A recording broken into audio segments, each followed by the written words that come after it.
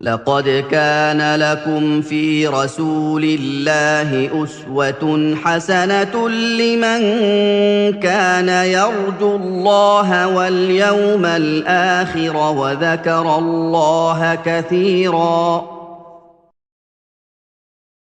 Know for sure that fasting has many hikam, many purposes, objectives, wisdoms for which it was legislated. And these wisdoms for which fasting has been legislated necessitate that fasting be an obligatory duty of Islam and a rukn from the arkan of Islam, the pillars of Islam. And the fourth of the eight, the Shaykh says, that from the wisdoms of fasting is that the rich person, the affluent person, the person who is well-to-do, will come to know the magnitude of the bounty of Allah upon them in making them rich, in giving them affluence. They will come to know that Allah subhanahu wa ta'ala has blessed them with food and drink and marital relations, while He has denied many of the people these things. Many people don't have food and drink, don't have a spouse, don't have a family, don't have children, don't have the things that are lawful in this world that many of us are enjoying every day. But through fasting, a person comes to know that this is a tremendous favor of Allah that Allah has given to you that many other people are deprived of. Number 5, that from the wisdoms of fasting is that a person gets training in self-control, controlling the nafs, and taking authority, full authority, over the lower self.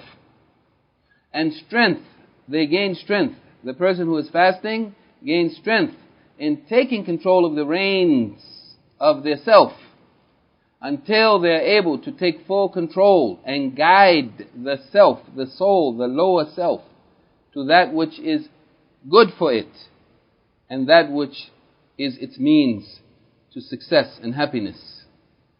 And number 6, that also from the wisdom of fasting is the breaking down of the soul, of the self, meaning humbling the self and restricting it from being proud and arrogant, such that the person will surrender, will become humble and surrender to the truth and be easy with the people. The Shaykh mentions specifically eating and drinking and marital relations.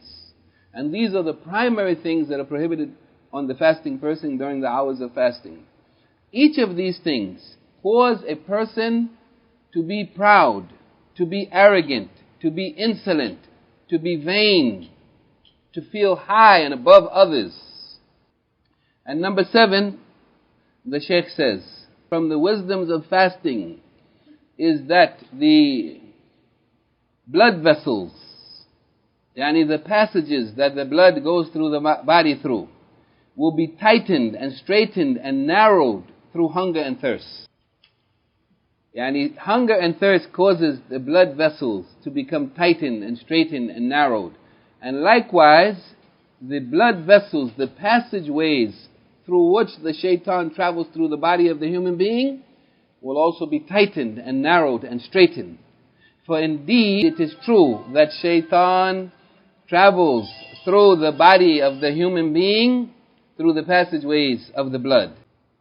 So in this way, through fasting, the whisperings of shaitan subside, and the severity of the desires and emotions of anger are also reduced and subside.